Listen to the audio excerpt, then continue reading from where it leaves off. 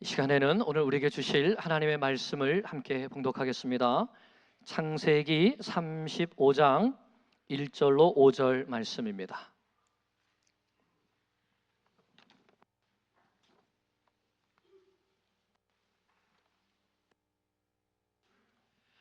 창세기 35장 1절로 5절 말씀입니다.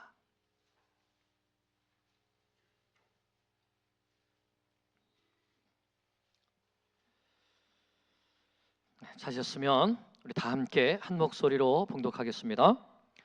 하나님이 야곱에게 이르시되 일어나 베델로 올라가서 거기 거주하며 내가 내 형 에서의 낯을 피하여 도망하던 때에 내게 나타났던 하나님께 거기서 제단을 쌓으라 하신지라.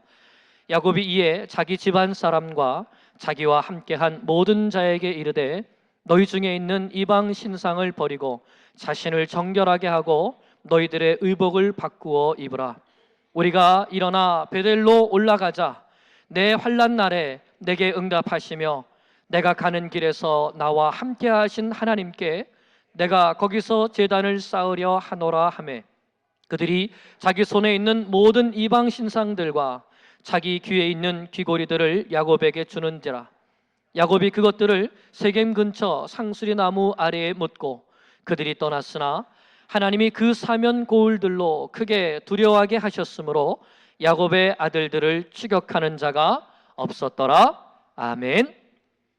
하나님께서 주시는 큰 은혜 우리 가운데 있기를 원합니다. 옆 사람에게 인사 나누겠습니다. 하나님의 말씀으로 큰 은혜 받으시기 바랍니다. 말씀으로 큰 은혜 받으시기 바랍니다. 아멘. 아멘. 네, 오늘부터 이제 주일까지 우리 부흥사경회를 통해서 말씀 전해주실 목사님은 현재 워싱턴 중앙장로교회에서 담임 목사님으로 심우하고 계시는 유흥열 목사님이십니다. 고든 코넬 신학교에서 개건 교수로 함께 또 활동하고 계시는데요. 작년부터 저희들이 목사님께 미리미리 좀 부탁을 드렸습니다. 그랬더니 워싱턴 중앙장로교회에서 올해 안식년을 허락해 주셔서 저에게 오셔서 이렇게 말씀을 전해 주실 수 있게 되었습니다. 우리가 하나님의 종을 맡는 그러한 마음으로 하나님께서 우리에게 귀한 은혜 주시려고 보내주시는 목사님 기뻐함과 감사함으로 우리 할렐루야로 환영하며 맞으시겠습니다. 이제 나오시겠습니다. 할렐루야. 할렐루야. 우리 귀한 성도님들 뵙게 돼서 너무나 영광스럽고 참 고맙습니다. 제가 우리 성도님들과 함께 식사하고 교제하면서 참 고마운 마음이 듭니다. 우리 귀한 장로님들, 귀한 목사님 모시고 신실하게 겸손하게 잘 섬기는 우리 장로님들을 보면서 온 교회가 목자와 함께 한 방향으로 나아가는 교회를 보면서 우리 하나님께 감사하고 여러분들께도 참 감사한 마음입니다. 목사님 모시고 천국 같은 교회를 이루니까 참 좋으시죠. 네. 오늘 은혜 받기를 소망하면서 서로 인사 나누는 모습을 보니까 그 우렁찬 목소리에 여러분들의 기도가 다 드리는 것 같은데 하나님께서 오늘 말씀을 통해서 정말 예비된 은혜 주실 줄 믿습니다. 제가 부흥회를 준비하면서 세 가지 기도를 했습니다. 첫 번째는 은혜 받는 부흥회 되기를 축복합니다. 우리 하나님께서 진리의 말씀을 통해서 당신의 그 살아계신 영광의 모습을 우리 가운데 힘있게 비추시기를 축복합니다. 특별히 예수님을 아직까지 나의 구주로 믿지 못하시는 분이 계시면 이번 집회를 통해서 한 번은 만나야 될 그 주님이십니다. 예수님을 가슴에 새기고 나의 주님으로 만나는 복된 시간 되시기를 바랍니다. 이전에 예수님을 만났지만 다시 한번 주님을 체험하셔야 될 분들이 계신다면 한 분 또 부흥집회 예배당 문을 들어올 때와 동일한 모습으로 나가시는 분이 계시지 않도록 다시 한번 인생의 거룩한 비전을 발견하고 은혜 충만해서 문을 나서는 여러분 되시기를 바랍니다. 두 번째는 이 은혜를 받게 되면 변화가 일어나겠죠. 내 가치관에 내 삶의 변화가 일어나서 여러분들의 직장생활, 가정생활, 자녀들을 키우는 자세 모든 삶 가운데 지켜보시는 하나님이 기뻐하시는 진정한 삶의 변화가 일어나기를 축복합니다. 세 번째는 은혜도 받고 변화를 받았으면 이 거룩한 이 부흥의 불길이 우리 교회 가운데 일어나야 될 텐데, 우리 뉴욕 교회 이번 집회로 말미암아 지금까지도 하나님의 은혜로 걸어왔지만 하나님께서 놀라운 성령의 역사를 주셔서 여러분들 삶 속에 진실한 부흥의 역사가 일어나기를 축복합니다. 내 개인의 영혼이 소생함을 입고 우리의 가정이 새로워지고 우리 자녀들이 믿음으로 새로워지고 여러분들 일터가 새로워지는, 그리고 우리 뉴욕 교회로 말미암아 이 지역에 죽어있는 수만 명의 영혼을 하나님의 말씀으로 살려내는 진정한 말씀으로 성령으로 말미암는 부흥의 역사가 여러분들 개인과 교회와 심령 속에 힘있게 일어나기를 축복합니다. 우리 기도 한번 하겠습니다. 하나님 아버지, 하나님께서 뉴욕 교회를 참 사랑하셔서 이번에 하나님의 말씀으로 부흥사경회를 가지게 하심을 참 감사합니다. 주님, 저희가 오랜 세월 기도한 것처럼 주여 하늘 부르심으로 우리를 깨어나게 하옵소서. 하나님, 한 번 살아가는 땅 위의 인생입니다. 적당하게 살기에는, 그럭저럭 살아가기에는 너무나 짧은 인생, 너무나 고귀한 인생.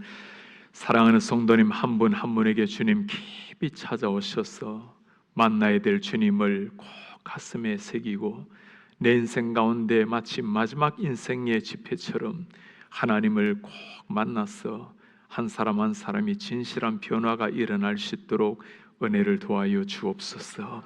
이 변화가 내 심령을 새롭게 하시고 내 가치관을 바꾸고 내 인생관을 변화시키고 자녀들을 대하는 태도, 부모님을 대하는 자세가 달라져서 삶의 총체적인 진정한 변화가 일어날 수 있도록 주님이 은혜를 도와여 주옵소서. 주님, 이 거룩한 변화가 우리 교회로 말미암아 시작되어 이 뉴욕 교회가 그 이름답게 뉴욕의 영적 지각 변동을 일으켜내는 하나님의 교회가 되게 하시고 우리로 말미암아 시작된 거룩한 성령의 바람, 거룩한 영혼 구원의 이 열정이 이 지역에 번져나가 수천 명, 수만 명을 하나님의 말씀으로 세워내는 이런 하나님의 교회, 뉴욕의 영혼을 책임지는 하나님의 교회가 되게 하여 주옵소서. 주님, 오늘 저희가 첫 시간에 사모하는 마음으로 머리를 숙였습니다. 주님, 많은 기도와 기대감을 가지고 오늘 앉았습니다. 주여, 비오니 예배당 문을 났을 때는 우리의 가슴 속에 정말 하늘의 그 거룩한 감격, 내 인생 가운데 상상할 수 없는 하나님의 그 은혜로 말미암는 벅차오르는 감격을 가지고 이 문을 나설 수 있도록 주님이 은혜를 도와여 주옵소서. 예수 그리스도의 이름으로 기도하옵나이다. 아멘. 하나님께서 야곱에게 찾아오셔서 말씀하십니다. 야곱아, 일어나라. 이제는 베델로 올라가라. 야곱의 삶이 어떤 일이 일어났을까요? 창세기에 보면 길게 야곱의 삶이 잘 나타나 있습니다. 야곱이 형을 속이고 아버지를 속이고 장자권을 빼앗습니다. 형의 노임을 받고 아버지의 노임을 받고 죽음의 위기 속에 도망을 합니다. 하란으로 삼촌을 향해서 길을 떠납니다. 그 외롭고 고단했던 광야길, 그 광야길에서 하나님이 야곱에게 찾아오셨습니다. 야곱에게 하나님이 하시는 말씀입니다. 내가 너와 함께 하겠다. 내가 너를 지켜주겠다.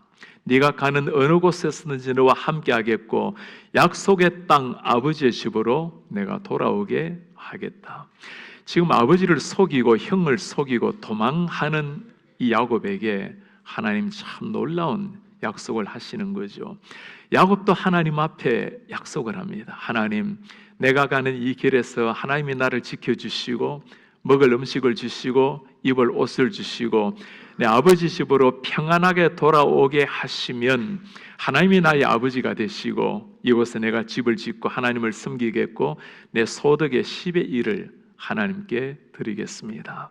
하나님과 야곱 간의 약속이 이루어진 겁니다.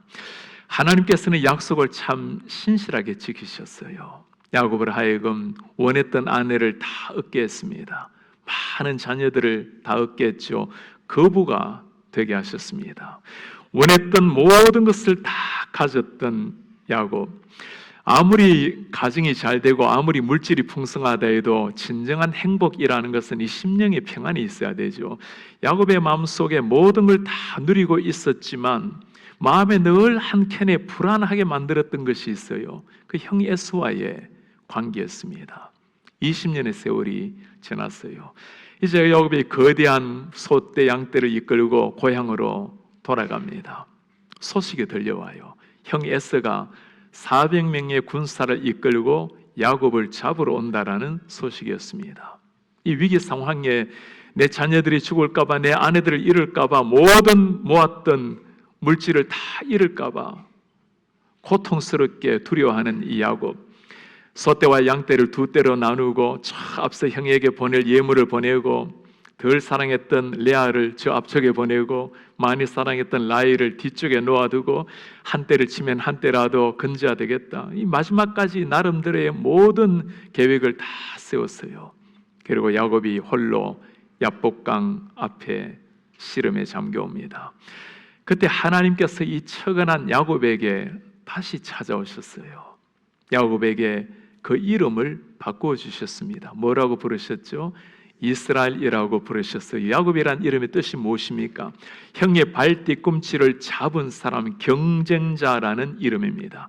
정말 야곱은 경쟁자처럼 오늘까지 아둥바둥거리며 살아왔어요. 이스라엘이란 이름은 하나님을 만났지만 죽지 아니하고 승리한, 겨루어서 이긴 승리자라는 이름입니다. 그 아둥바둥거렸던 인생에서 하나님을 만나서 승리하게 된 새로운 인생으로 바꾸어 준 겁니다. 하나님을 만난 거예요. 여러분, 하나님을 만나는 곳에 진정한 인생의 모든 문제 해결이 있는 줄 믿습니다. 하나님을 만나고 난 다음에 무슨 일이 일어납니까? 저 멀리 형 에서가 다가와요. 야곱이 뛰어갑니다. 형 에서도 뛰어왔어. 야곱의 목을 끌어안고 형이 눈물을 터뜨리며 하는 고백이 뭐죠? 너는 나의 하나밖에 없는 내 동생 야곱이라. 이런 무슨 일이 일어난 거예요?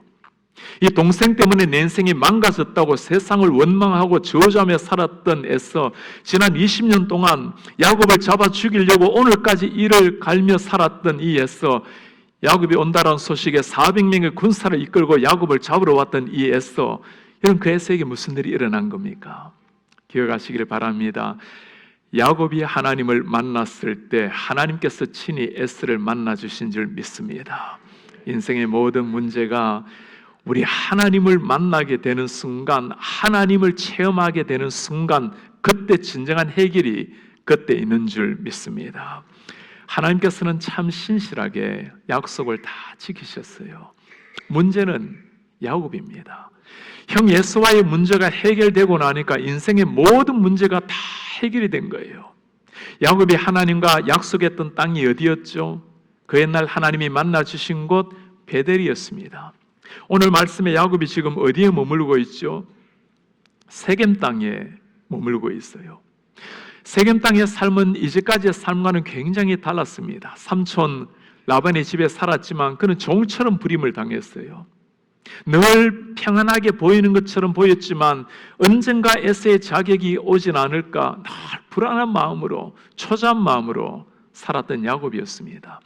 세겜에서의 삶은 굉장히 달랐어요. 사람들이 이 야곱에게 찾아와서 친구가 되기를 원했습니다. 야곱이 아내들도 많죠, 자녀들이 많죠, 가축들이 많죠. 사람들은 그가 가진 재물 앞에 머리를 숙이고 친구가 되기를 원했어요.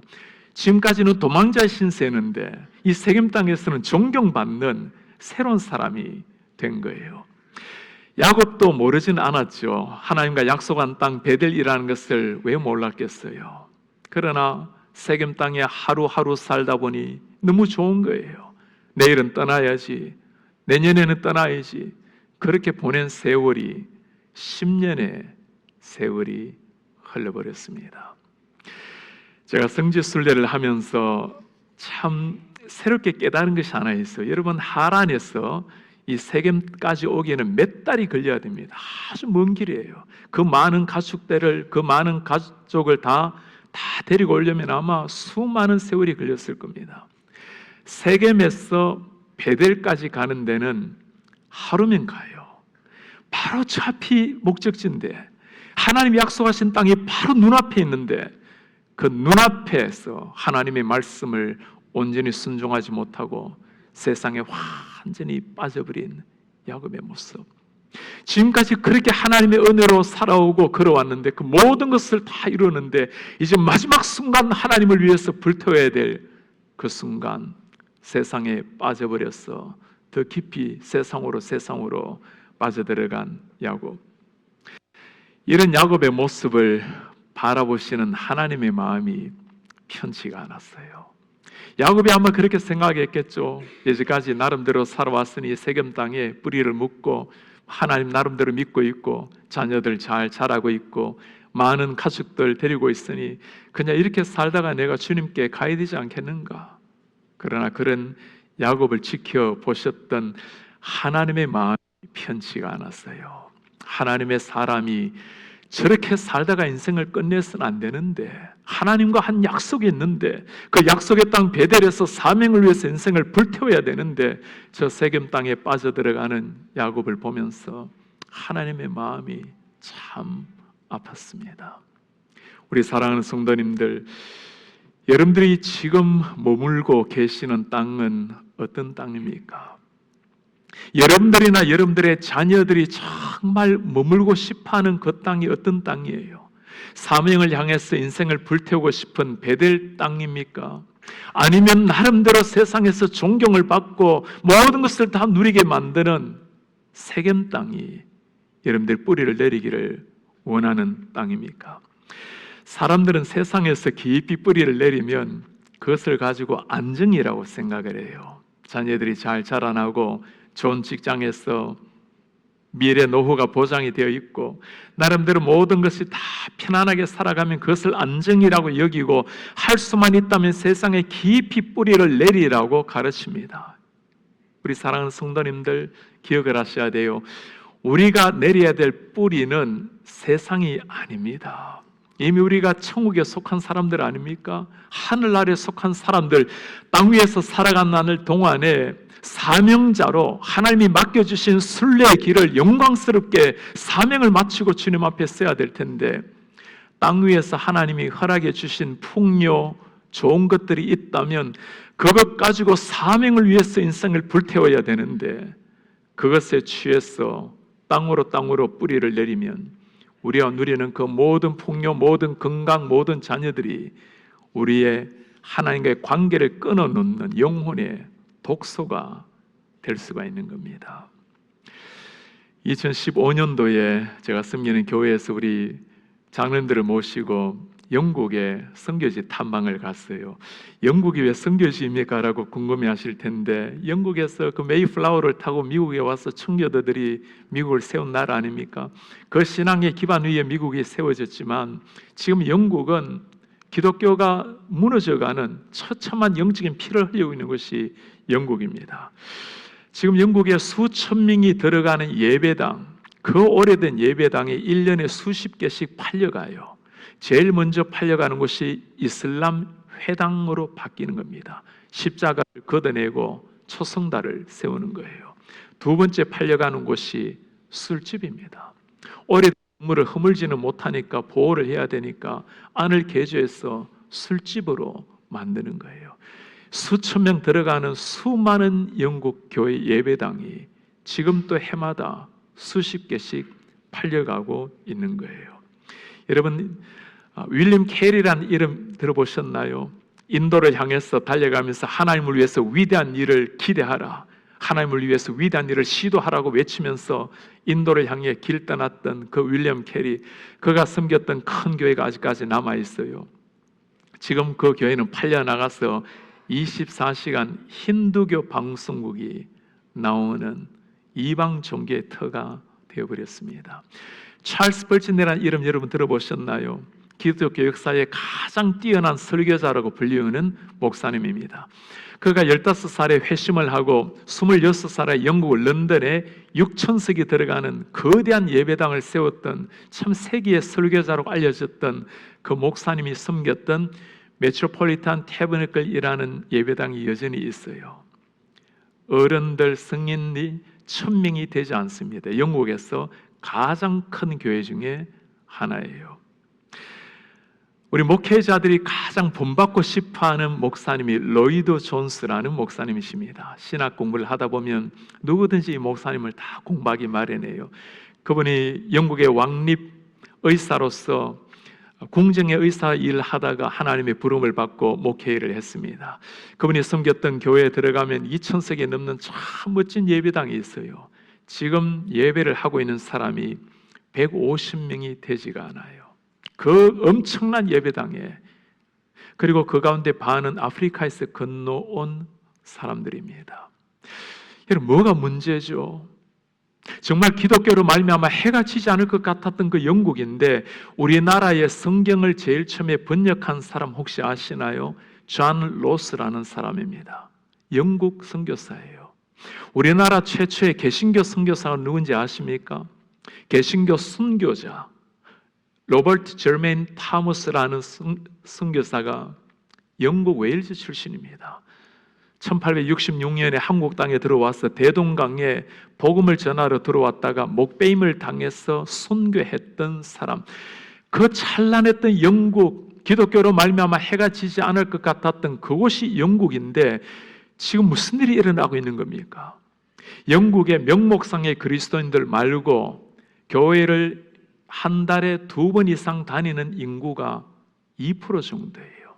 이슬람교는 4%가 넘습니다. 우리 장로교의 기틀을 세우신 분이 누구죠? 요한 칼빈, 장 깔뱅이란 이름 들어보셨나요?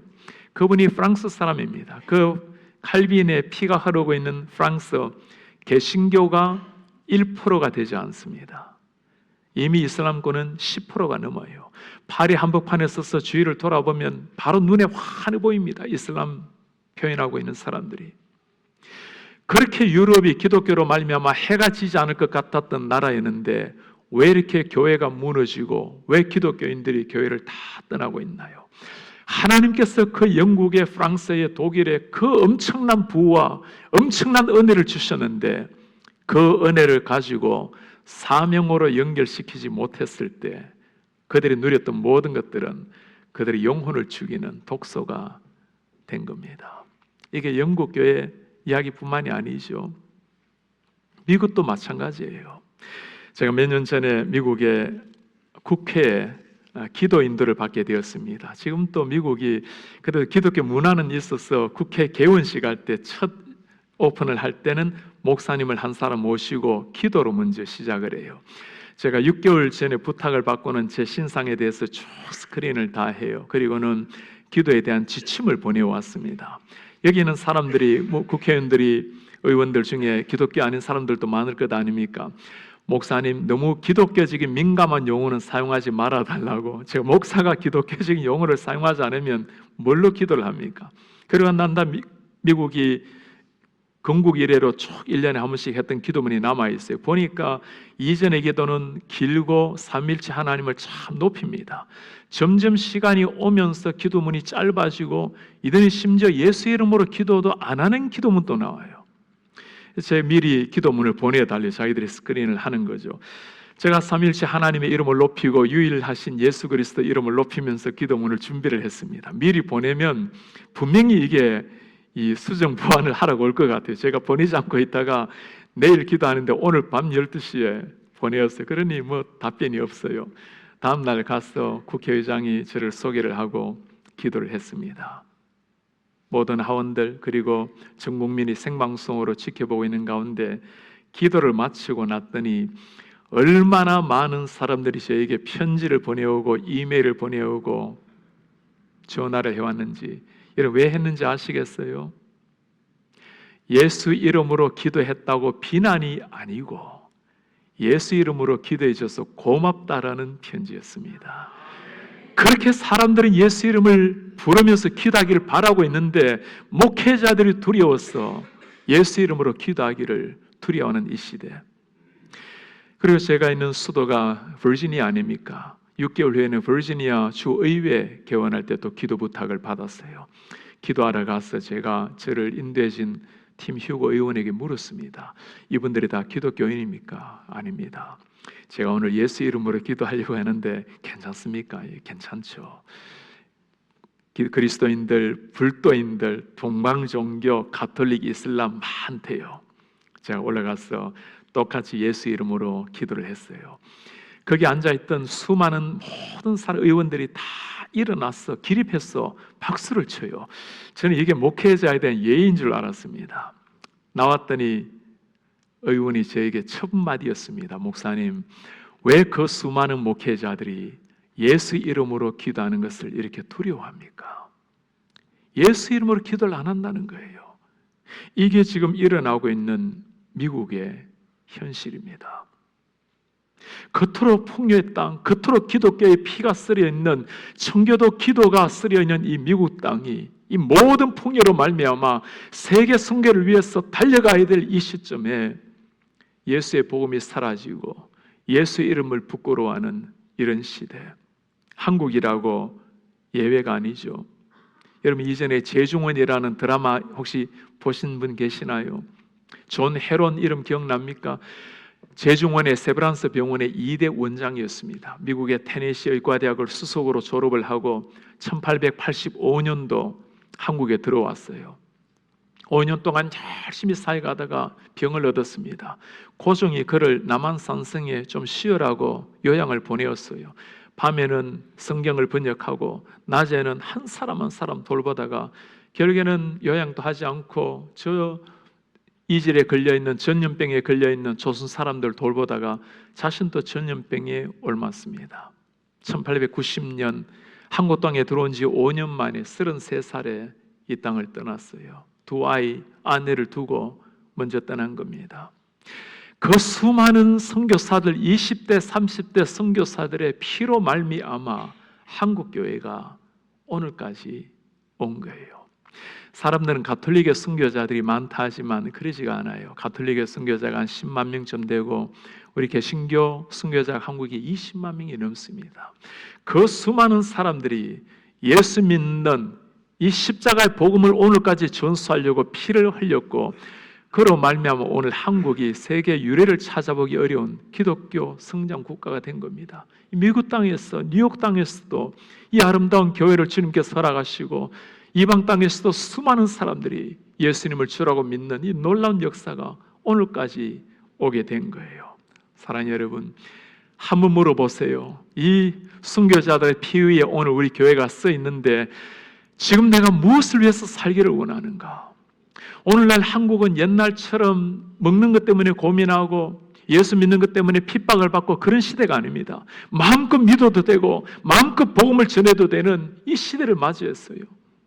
이제야말로 정말 세계 선교를 위해서, 하나님의 복음을 위해서 우리의 삶을 던져야 될 이 시점에 우리는 영적인 잠을 자고 계시는 분이 안 계시는지 여러분, 진지하게 물어보세요. 내가 정말 베델에서 내 인생을 주를 위해서 정말 불태우다가 가기를 원하는가? 내 자녀들에게 한 번밖에 없는 인생을 적다하게 살지 말고 베델에서 주님의 영광을 위해서 네 삶을 드려라고 그렇게 가르치고 있는지, 아니면 세상에서 좀 더 많은 것, 좀 더 큰 것, 좀 더 높은 것, 가능하면 세겜 땅에서 모든 것을 누리면서 그렇게 살기를 원하시고 계시는지.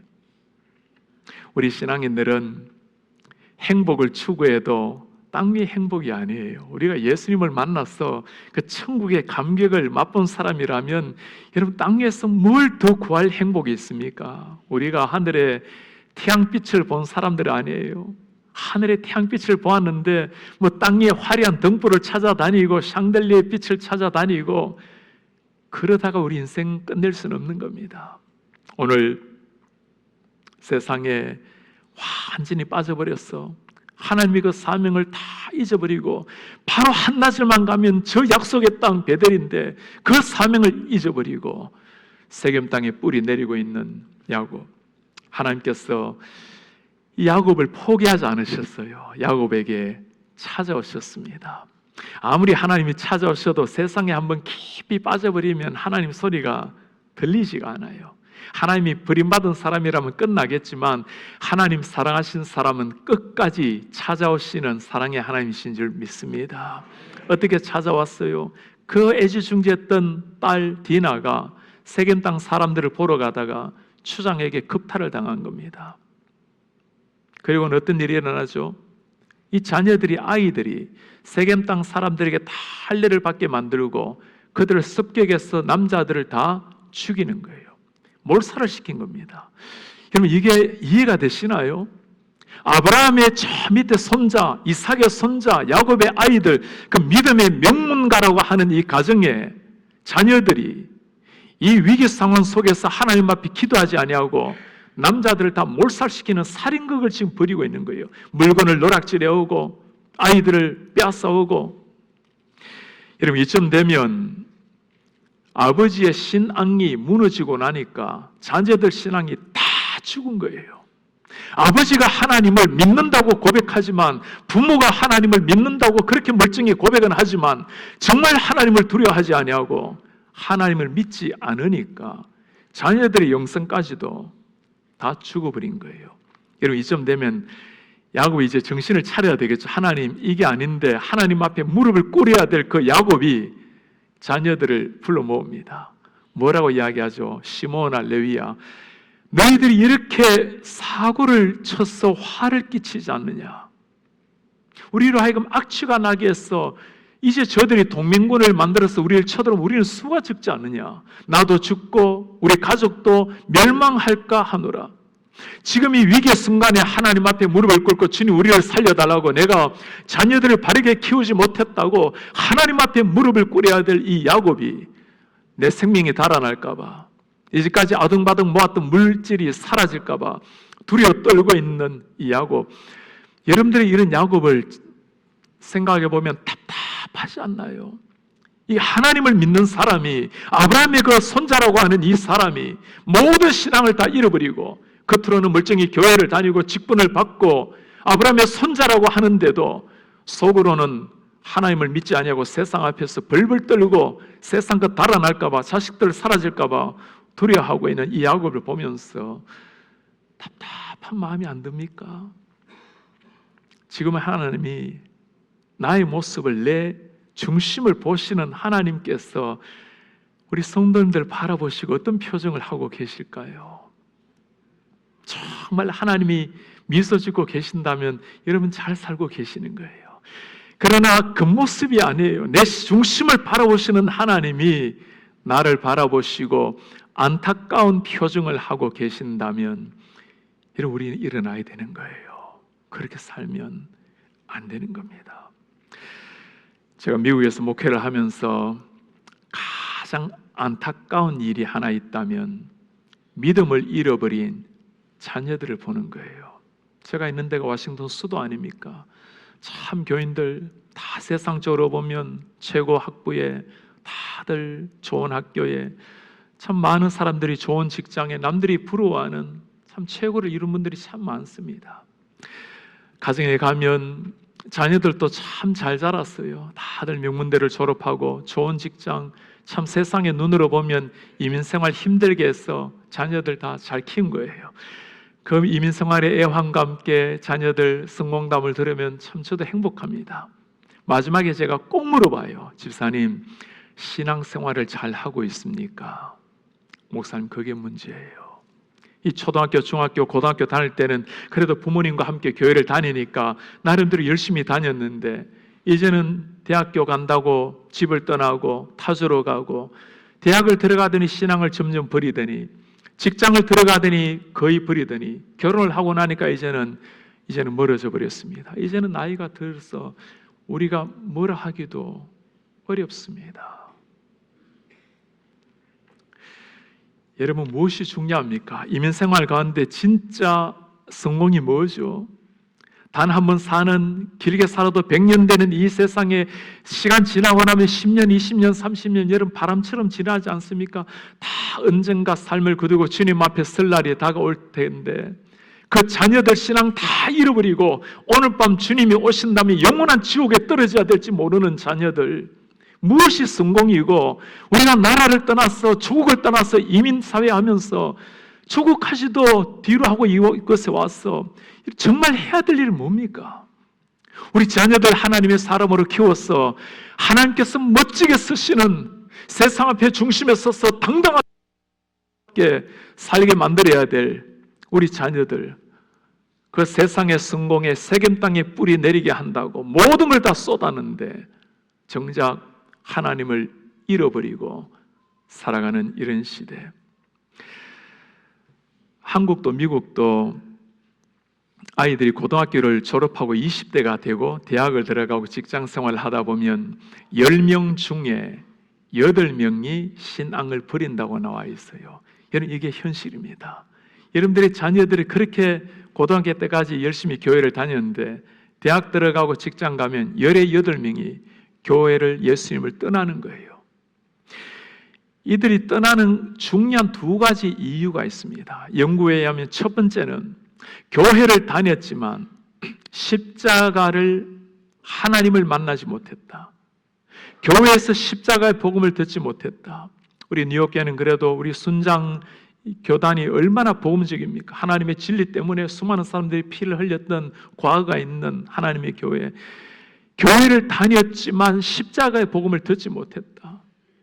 2번째 이유가 참 우리 가슴을 아프게 만듭니다. 내 어머니, 아버지를 보니까 하나님이 안 계신다.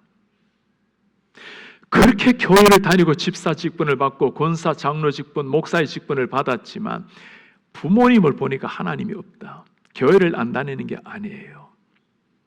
교회를 다니고 열심을 내고 직분을 받았지만 내 어머니, 아버지를 보니 하나님이 계시지 않는다. 여러분, 진지하게 물어보세요. 우리 자녀들의 신앙을 잃어버리게 만드는 가장 중요한 이유가 뭐라는 거죠? 내가 하나님을 진실하게 믿지 못하는 그 삶 때문에 옆에서 지켜보고 있는 자녀들이 하나님이 없다라는 겁니다. 부인하고 싶지만 이게 현실이에요. 기독교 역사에 참 위대한 흔적을 남긴 가족이 있습니다. 웨슬리 가족이에요. 여러분, 감리교 아시죠? 우리 한국에는 장로교가 많지만 전 세계적으로 미국에도 보면 감리교가 숫자가 많습니다. 이 감리교를 탄생시킨 사람이 요한 웨슬리입니다. 어머니 수잔나 여사가 아이를 19명을 낳았습니다. 그 중에 9명은 어릴 때 그때 많이 죽었으니까 2살이 되기 전에 다 죽고 10명이 다 하나님의 사람들로 잘 자라났어요. 그 수잔나 여사에게 사람들이 물었어요. 어떻게 그 아이들을, 그 귀한 하나님의 사람들을 키울 수 있었습니까? 수잔나 여사의 대답입니다. 나는 우리 아이들이 5살이 되기 전에 아이들의 길을 꺾어서 하나님의 말씀에 순종하는 법을 가르쳤습니다. 요즘 사람들이 뭐라고 말하죠? 왜 자라나는 아이들이 길을 꺾냐고. 아이들 키워줘야지, 그냥 둬야지. 우리는 그토록 교회를 다니면서 아담의 후손으로, 범죄한 후손으로, 죄인으로 태어난다고 그렇게 가르치고 믿고 있는데 정작 자녀들, 손주들에게는 그냥 두라고, 그 자라는 아이 기 꺾지 말라고. 여러분, 정말 우리가 죄인으로 태어나서 자란다는 걸 믿고 계십니까? 그걸 정말 내가 믿는다면 삶으로 보여야 돼요. 아이들이 자라나서 예수 없으면 지옥을 가기 때문에 아이들이 자라나서 자라면서 하나님의 말씀이 우리의 가슴에 새겨지지 않으면 자아가 주인이 되기 때문에 내가 주인이 아니라는 걸 가르쳐야 되고, 어릴 때부터 네 마음대로 사는 게 아니고 하나님의 말씀대로 살아야 된다고, 말씀 앞에 순종하는 것을 어릴 때 가르쳐야 하나님의 말씀에서 떠나질 않은 거예요. 성경이 뭐라고 말하죠? 어릴 때 자녀들에게 하나님의 법도를 가르치라고, 그래야 자라나도 떠나지 않는다고. 우리는 어릴 때 다 두었다가 나이 들고 난 다음에 교회 가러 가면 이미 아이들 마음속에 사탄이 다 지배해버리고 세상이 지배해버렸는데, 자기 자신이 주인이 되어버렸는데, 우리 교회 권사님 한 분 돌아가시기 전에 제가 임종 예배를 갔어요. 권사님 아직까지 치매 중이셨는데 정신이 있었어요. 갔더니 알아보지도 못하시죠. 당신의 머리를 때려요. 저 앞에서 머리를 손으로 때리면서 내가 왜 그랬을까? 내가 바보였어. 내가 왜 하나님을 그때 몰랐을까? 그 치매 중에 죽음 전에 권사님이 하신 말씀이에요. 권사님이 약간 치매가 오셨을 때 남기신 유언이 있습니다. 예수를 잘 믿으라.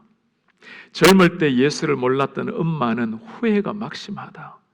하나님의 말씀으로 너희를 기르지 못한 것을 용서해다오. 너희들은 젊을 때 예수님 잘 믿고 교회 봉사하고 순종하며 잘 행동해라. 정말 하나님을 만나게 되면 자녀들을 향한 눈빛이 달라져요. 그냥 교회를 다니는 게 아니고 그냥 교회 직분자가 아니고 다 귀한 일입니다. 그러나 정말 우리 자녀들 가슴 속에 이 예수의 생명이 있는가? 이 자녀들 마음속에 예수님이 주인이 되어 있는가? 우리 가운데 교사분들 계십니까? 우리 선생님들 아이들을 하나님이 맡겨주신 거예요. 교회에 나오는 것으로 만족할 것이 아니고 정말 그 아이들 가슴 속에 예수의 생명이 있는지를 보셔야 돼요. 1년 동안 가르치도록 하나님이 맡겨주셨는데 그냥 하나님의 말씀이 아니라 예수의 생명을 그 피를 심어줘야 돼요. 우리 부모님들 자녀들이 교회를 다니는 것만 가지고 만족해서는 안 돼요. 10명 중에 8명이 다 신앙을 버리는 게 현실이에요. 한국도 미국도 똑같아요. 정말 이 아이의 가슴 속에 예수님이 주인이 되어 있는지, 오늘 밤 주님이 오시면 그 아이가 정말 천국에 갈 수 있는지, 내일이 아니에요. 모든 걸 다 미룰지라도 미룰 수 없는 것이 가족들, 우리 자녀들 신앙이에요. 인간적인 죽음 앞에서는 벌벌 떨고 있지만 자녀들의 영혼 다 죽게 만들고 자기 자신의 영혼만 또 죽어버린 이 야곱, 육신의 죽음은 떨고 있지만 영적인 죽음 앞에서는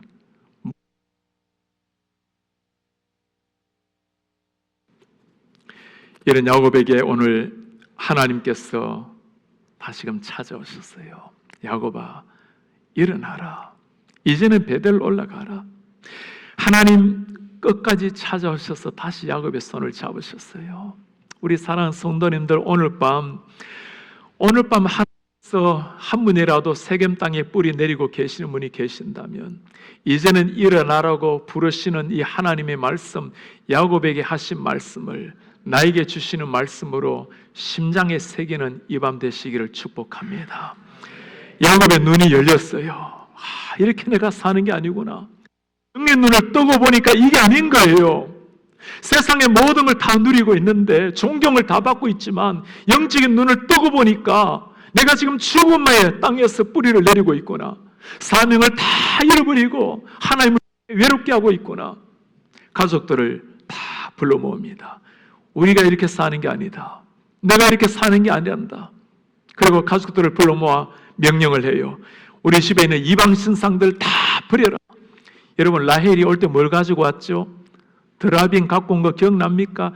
이게 야곱의 믿음의 아내가 우상 점을 치는 드라빔을 가지고 오고 그걸 허용하고 있는 야곱의 모습 버리라는 거예요. 자신을 정결하게 만들고 의복을 바꿔 입으라. 세겜 땅 문화에 완전히 빠져버렸던 거 다 끊어내고 이제는 베델로 가자. 환난 날에 나를 만나 주신 그 하나님 앞에 가서 우리가 예배하고 새로운 인생을 살아야 하리라. 여러분, 아무리 믿음의 명문가 아브라함의 손자라 하더라도 이게 겉이 신앙일 뿐이지 속이 신앙이 없으니까 땅 위에서 먹게 만드는 것, 더 많은 자녀를 키우게 만드는 것, 풍요를 가져다 준 우상을 다 섬기고 살아가는 사람들, 하나님 앞에 나아가기 위해서 지금까지 의지했던 우상, 드라빔, 우상들을 다 버렸습니다. 하나님 앞에 나아가기 위해서는 결단이 필요해요. 예수님께서 그물을 배 오른편에 내리라고 말씀하시면 왼편에는 그물을 끌어올려야 돼요. 그냥 내가 원하는 길 계속 가면서 하나님이 말씀하실 때 머리는 하나님의 말씀을 듣고 있는데 손과 발이 그냥 내가 원하는 대로 가면 안 되는 거예요. 하나님이 말씀하신 유턴을 하셔야 되는 겁니다. 생각의 변화라는 것은 시작일 뿐이에요. 손과 발이 움직여야 진짜 변화가 일어나는 겁니다. 오늘 주님이 말씀하십니다. 베델로 올라가라. 베델로 올라가기 위해서 여러분들이 정말 해결하셔야 될 것, 내려놓아야 될 것, 버려야 될 것 무엇입니까? 아무리 여러분 귀하게 보여도 세겜 땅에서 아무리 귀하게 보여도 베델 땅에서 하나님이 주시는 것만 못하다는 것. 여러분 아무리 화려해도 우리가 태양을 본 사람 아니에요. 하나님이 주신 것이 최고인 줄 믿습니다. 제가 섬기는 교회는 참 특별한 분이 계세요. 전 중학교 3학년 때 예수님을 아는 사람이 아무도 없는 가정에서 자라났고 중3 때 전도를 받았어요. 저를 중학교 3학년 때 전도하시고 참 오늘까지 저를 위해서 기도해 주신 분이 계십니다. 한국에서 미국에서 유학을 하시고 한국에 들어가셔서 대학교 교수 생활 오랜 생활 하셨어요. 장로님이 되셨습니다. 한 8년쯤 전에 장로님 찾아오셨어요. 대학교 생활 하시면서 참 훌륭하게 선교 사역을 하신 분입니다. 이제 목사님 제가 교수 사역을 그만두고 선교지로 가야 되겠습니다 해요. 이 장로님 한국에 교수 생활을 하는 게 한 2, 3일 가르치면 방학이 길잖아. 또 휴일도 많고 중국 비행기 타면 한두 시간이면 갑니다. 교수님 그냥 교수 생활 하면서 그래도 선교 사역 하시면 안 되겠어요. 장로님이 하시는 말씀에 내가 10년은 아직 더 일할 수 있는데 내가 은퇴하고 난 다음에 나머지 인생을 드리고 싶지는 않습니다 해요. 그리고는 대학 교수를 내려놓으시고 신학 공부를 하셨어요. 저도 그분을 가르칠 기회가 있었습니다. 목사 안수를 받으실 때가 되었어요. 그때 제가 마침 지금 섬기는 교회로 담임 목사로 오게 되었습니다. 그분이 저를 전도하셨으니까 이제 목사님 그 옛날 저를 중학교 3학년 때 전도해 주셨는데 우리 교회에 오셔서 목사로 좀 섬겨 주십시오. 선교회를 잠시 두고 저희 교회에 오셔서 부목사님으로 섬기셨어요. 지난해까지 그렇게 잘 섬기시다가 1년 4개월 전에 목사님이 이제는 하나님의 부르심을 가지고 선교지로 가야 되겠습니다. 이제 60을 간 넘기신 분이세요. 그리고는 편안하게 목회할 수 있는 거 다 뒤로 하고 선교지로 떠나가셨습니다. 아들이 하나 있어요. 캐나다 그리고 미국의 두 나라의 참 좋은 변호사입니다. 하루는 찾아와서 목사님 내가 변호사로 내 삶을 드리는 것도 좋지만 내가 내 인생 한 번 사는 인생을 내가 하나님의 말씀의 종으로 쓰기를 원합니다. 신학교를 갔어요. 제가 공부했던 학교에서 공부를 마치고 처음 목사가 되어서 신실하게 주의 말씀을 숨기는 목사가 되었어요. 사람들은 그렇게 말을 할 겁니다. 그렇게까지 해야 되는가? 그렇게까지 주님을 섬겨야 되는가? 말씀을 전해야 되는가? 여러분 모두가 이렇게 살 수도 없고 그렇게 살 필요도 없습니다. 그러나 그때나 지금이나 이분들이나 우리나 정신은 똑같아야 돼요. 예수님께서 베드로를 부르셨을 때 베드로가 한 일이 무엇입니까? 나를 따라오라 내가 너로 사람 낚는 어부가 되게 하리라. 베드로가 한 일 아버지 버려두고 검을 버려두고 예수를 따르는 일이었습니다. 베드로가 그 어부 출신 아무것도 아니었던 한 사람 하나님 앞에 자기 자신의 삶을 드렸을 때 어촌에서 하루하루 물고기 먹고 살다가 끝내는 인생이 아니라 세상 역사를 고쳐선 위대한 사도 베드로가 탄생이 된 겁니다. 베드로가 한 일이 뭐죠? 그물 아버지 다 내려놓고 하나님 말씀하셨을 때 무조건 순종하고 달려간 거예요. 누구나가 다 그렇게 살아갈 수 없어요. 우리 성도님들 대부분의 여러분들 지금 계신 자리 여러분들 직장에서 최선을 다하셔야 됩니다. 그러나 정신은 똑같아요. 누가 우리의 주인이죠? 예수님이 우리의 주인인 겁니다. 먹든지 마시든지 무엇을 하든지 그 자리에서 하나님의 영광을 위해서 달려가는, 영광을 위해서 자녀들을 키우고 영광을 위해서 직장의 문을 여시는 이런 여러분들 되시기를 바랍니다. 오늘 야곱 이제까지 세상 추구했던 거 다 내려놓고 하나님 앞에 자신의 삶을 한 걸음 내디뎠어요. 오늘 말씀을 보면 우리가 참 이해가 되기 어려운 말씀이 한 절 있어요. 여러분 지금 야곱과 그 가족이 두려워하는 게 뭐죠? 저 사람들이 동맹군을 이끌어서 우리를 쳐들어 무리는 가족들이 멸망하리라, 모든 물질 다 빼앗기리라 두려워하고 있는데 오늘 여러분 5절 한번 보시겠습니까?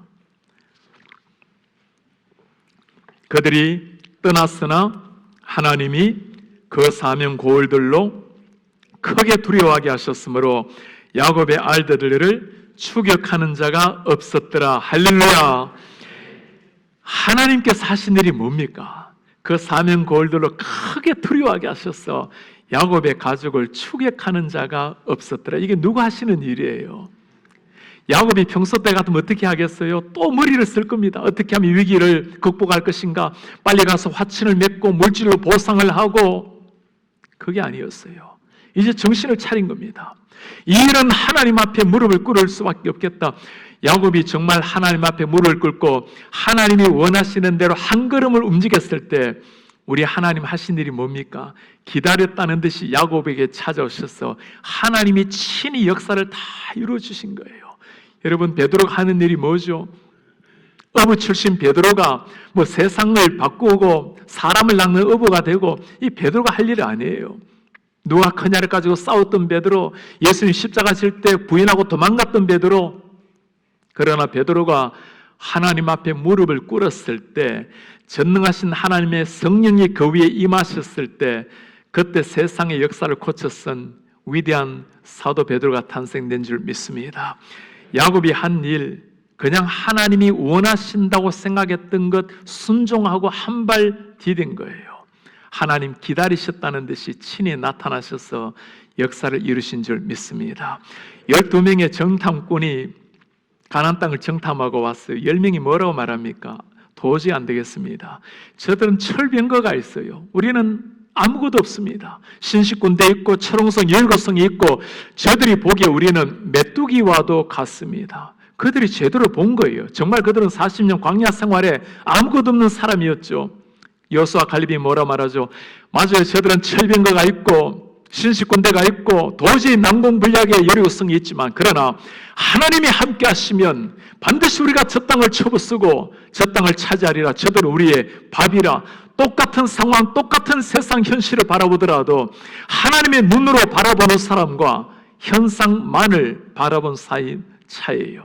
현상은 지금 저 사람들 다 죽여놓았으니 주위에 있는 사람들 몰려와서 우리를 몰살시킬 텐데, 현실을 바라보면 두려워 떨어야 되는데, 우리 하나님 앞에 영적인 눈이 열리고 나니까 주님 앞에 무릎을 꿇었을 때 우리 전능하신 하나님이 친히 역사해 주신 줄 믿습니다. 이게 하나님이 하시는 말씀이에요. 먼저 그의 나라와 의를 구하라. 그리하면 이 모든 것을 내가 더해 주겠다. 사랑하는 성도님, 하나님이 말씀하시면 믿어주시기 바랍니다. 그렇게 우리가 믿으면 믿는 대로 그냥 몸을 던지는 거예요.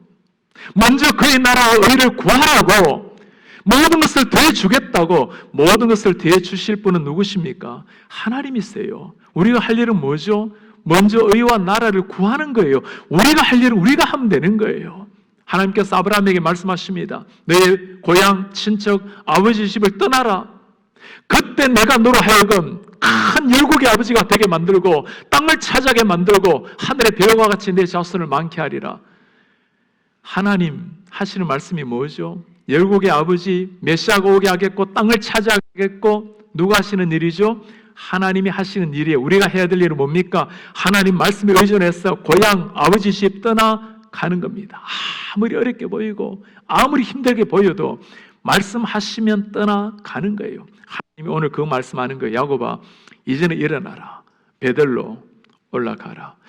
우리 성도님들 오늘 말씀 들으면서 우리 하나님께서 내 마음속에 이제는 일어나라고, 이제는 내가 써있는 그 자리 뿌리 내리려고 하는 거기에서 일어나서, 이제는 자녀들을 향한 그 집착에서 일어나서 하나님 앞에 일어나라. 하나님의 사람으로 직장의 문을 열고 하나님의 진정한 사람으로 교회 봉사를 하고 하나님을 경외하는 사람답게 자녀들을 키우라고. 사랑하는 여러분, 그 말씀이 새겨지면 오늘 예배당 문을 나서면서 믿는 바 그대로 행하시는 이런 여러분들 되시기를 바랍니다. 그때 하나님이 약속을 하시는 거예요. 모든 것을 더해 주겠다고 사명 고울들로 두려워 떨게 하신 우리 하나님이십니다.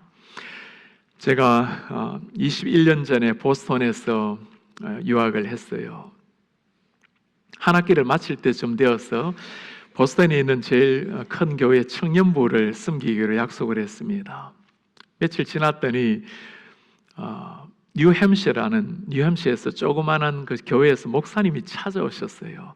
그 목사님께서 목사님, 제가 한국에서 영어 통역관 생활을 오랫동안 했는데 목사님 한국에서 오랫동안 통역관 생활을 하셨다는 걸 듣고 우리 교회에 오셔서 우리 EM 패스토를 좀 섬겨주세요. 우리 영권 아이들 몇 명 되진 않은데 우리 목자가 필요합니다. 5명이 있대요. 그래서 제가 목사님, 이미 제가 약속을 한 교회가 있습니다. 죄송합니다. 목사님께서 일어나시면서 한마디 하셨습니다. 목사님, 기도 한번 해봐 주세요. 이게 정말 무서운 말이죠. 기도 한번 해봐 달라는 거. 제가 기도가 되겠습니까? 이미 약속한 교회가 있고. 그래도 그 말이 자꾸 마음에 걸리는 거예요. 기도 한번 해봐 주세요. 제가 그 교회를 갈 형편이 못 되었습니다. 차도 없었던 시절이에요. 보스턴은 다니는 사람들도 많고 또 지인들도 있으니까 함께 타고 가면 되는데 그 뉴햄시에 어떻게 제가 가겠어요? 문제는 생활비였습니다. 하나님의 은혜로 제가 학비는 전에 장학금을 받고 참 은혜로 공부를 했습니다. 그 생활비를 좀 벌어야 되는데 그 조그만한 교회에서 무슨 사례비를 제가 기대를 하겠어요. 가지 못할 이유밖에 없었습니다. 그러나 이 기도를 하고 보니까 자꾸 하나님이 마음을 주세요. 그 큰 교회는 제가 안 가도 갈 사람들이 많이 있을 테고 2주간 기도하다가 제가 전화를 했어요. 목사님, 제가 가서 숨기겠습니다. 다음 날 새벽이 되었어요. 한국에서 전화가 왔습니다. 한 권사님이 저에게 한 전화예요. 목사님, 기도하다가 목사님 하나님께서 저에게 말씀해 주셔서 전화를 했어요. 제가 이번 달부터 장학금을 매달 500불씩 보내고 싶은데 괜찮으시겠어요? 괜찮을 정도가 뭡니까? 제가 지금 우리 하나님이 이런 하나님이신 줄 믿습니다. 제가 한 일은 여러분 그냥 하나님이 원하신다고 생각해서 그것 순종한 것뿐이에요. 전능하신 하나님, 역사를 주관하시는 하나님께서 기다리셨다는 듯이 찾아오셔서 그 놀라운 은혜를 주셨어요. 우리에게 필요한 것은 단순한 겁니다. 하나님이 원하신다 생각이 들면 그냥 던지세요. 여러분, 이 짧은 인생 어르신들 10년, 20년 지나고 나면 하루아침 아닙니까? 다 바람처럼 지나가는 인생인데 그냥 내일 하고 다음에 하다 보면 그러다가 인생 다 끝내는 거예요. 그러다가 주님 앞에 서는 겁니다. 인생이 짧아요. 주님 말씀하시고 내 마음속에 강하게 말씀하시면 무슨 말씀을 하시든지 그대로 순종하고 나가는 이런 여러분들 되시기를 바랍니다. 우리가 아무리 준비해도 여러분 1초 앞을 몰라요. 하나님을 정말 믿는 사람이라면 그분을 신뢰하고 드리는 겁니다. 제가 지금 워싱턴에서 목회한 지는 이제 6년이 지났어요.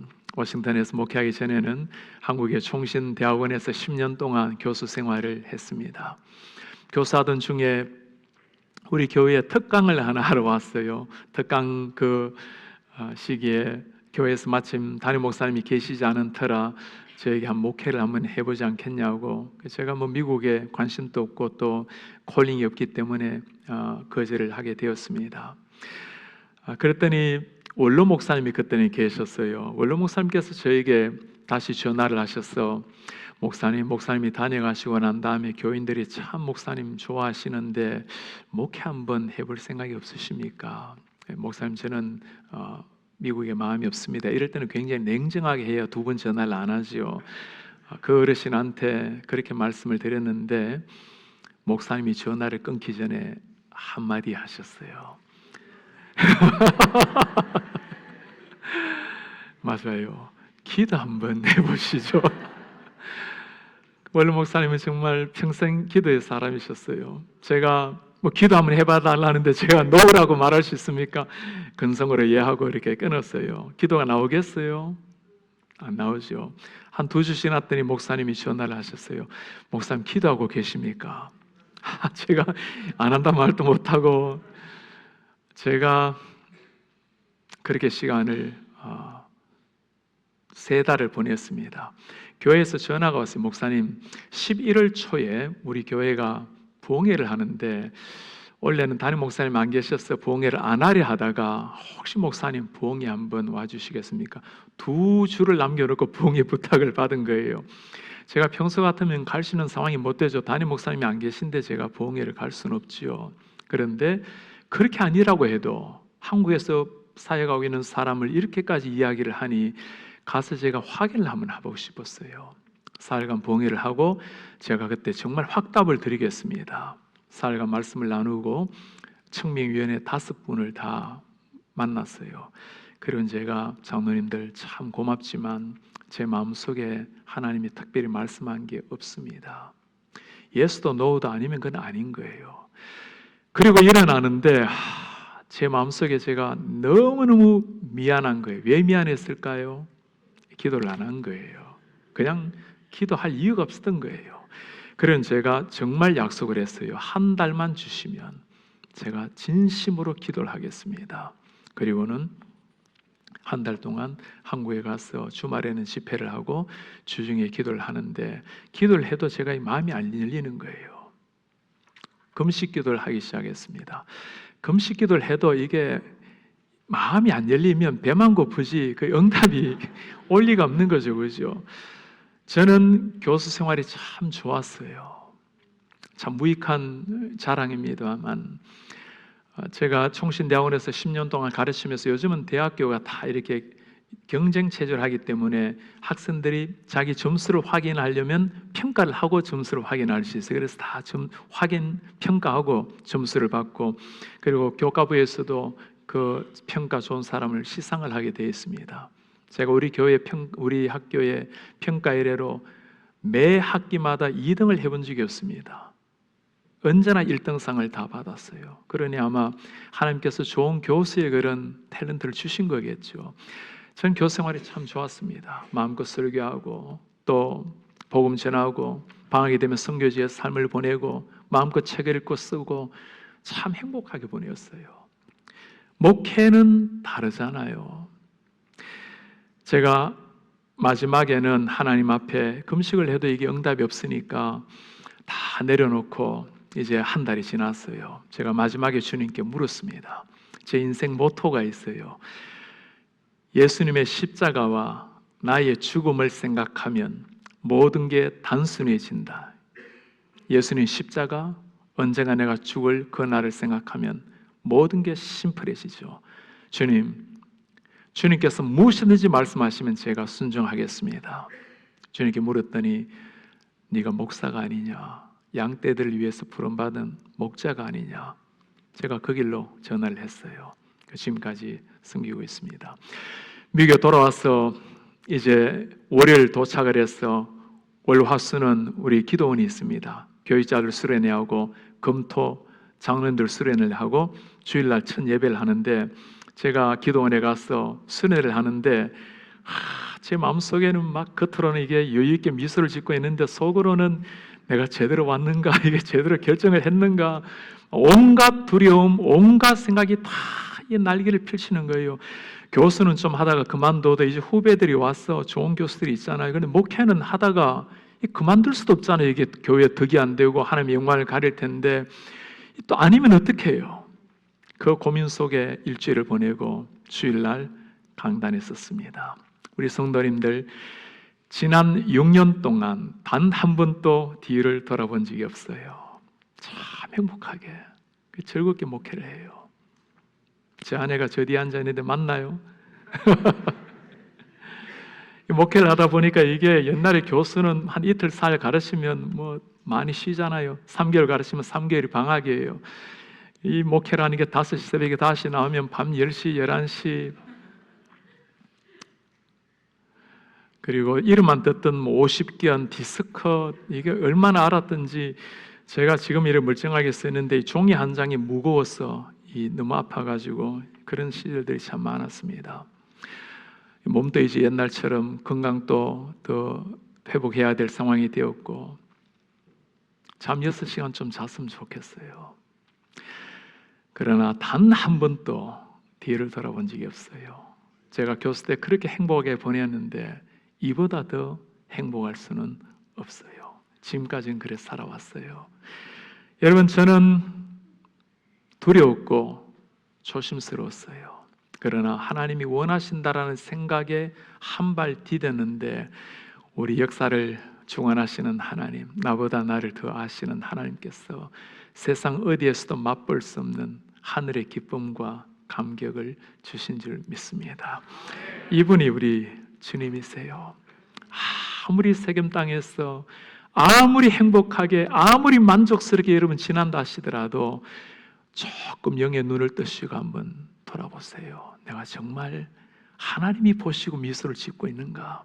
다 편하게 보이는데 자녀들 잘 자라고 물질 나름대로 있고 노후 보장되어 있고 나름대로는 다 괜찮은 것 같은데 교회에서도 나름대로 봉사하고 있는데 하나님이 지켜보시고 미소를 짓고 계시는가? 미소 짓고 계신다면 잘하시는 거예요. 미소를 짓고 계시지 않는다면 이젠 돌아보셔야 돼요. 인생이 짧아요. 그냥 미루다 보면 그러다가 이 땅 떠나는 겁니다. 우리가 주님 처음 만났을 때 기억납니까? 야곱이 약복강 앞에서 주님을 만났을 때 하나님을 체험했을 때 그 감격이 있지 않아요? 주님께서 나를 위해서 십자가를 지셨는데 여러분 이게 상상이 될 일입니까? 하늘의 하나님이 이 땅에 오셔서 나 곁을 다녀가신 거예요. 나를 위해서 비참하게 피를 쏟아주신 거예요. 그분이 이게 믿겨지는 순간 주님 당신이 누구이길래 나는 누구이길래 이 엄청난 일이 일어났습니까? 감히 얼굴도 못 뜨고 내 삶을 주님께 드리겠노라고 내 인생을 내 자녀들을 주를 위해서 드리겠노라고 그렇게 우리가 주님 앞에 고백했던 날이 엊그제 같은데 지금 나의 모습이 어떠합니까? 오늘 주님이 말씀하십니다. 이제는 일어나라. 베들로 올라가라. 그곳에서 인생을 불태워라. 사랑하는 여러분, 정말 하나님이 찬란하게 기다리시는 땅이 있어요. 아무리 힘겹게 보이고 아무리 어려 보여도 하나님이 원하시는 땅이라면 거기에 어디에서도 찾을 수 없는 최고의 감격과 행복, 기쁨이 거기에 있는 줄 믿습니다. 거기에서 자녀들을 키울 때, 그 가슴을 자녀들에게 심어줄 때 세상 앞에서 겸손하지만 당당한 자녀들이 탄생을 하는 거예요. 우리 뉴욕교회가 그렇게 살아낸다면 그때 우리를 지켜보고 있는 사탄이 벌벌 떨 것이고 그때 세상 사람들이 우리를 바라보고 우리 속에 계시는 하나님을 찬양할 줄 믿습니다. 하나님을 믿는 사람이 믿는 사람답게 살아갈 때 그때 세상 사람들이 우리를 바라보고 살아계신 하나님을 두려워하고 영광을 돌릴 줄 믿습니다. 이런 성도님들, 이런 교회가 되어서 우리 자녀들 정말 멋진 하나님의 전사들로 키워내고 우리 교회가 이런 젊은이들이 자라나고 이런 사람들이 일어나서 우리 뉴욕교회로 말미암아 이 뉴욕에 죽어 있는 수천 수만 명의 영혼을 깨워내는 정말 하나님을 감동시키는 이런 하나님의 사람들 되시기를 주의 이름으로 축복합니다. 우리 다 같이 오늘 말씀을 기억하면서 한번 찬송 한번 할까요? 주여 우리는 연약합니다. 오늘 야곱의 부족한 인생, 연약한 인생, 그러나 우리 주는 완전하십니다. 주는 우리의 힘이십니다. 우리 찬양팀들 함께 찬양하겠습니다.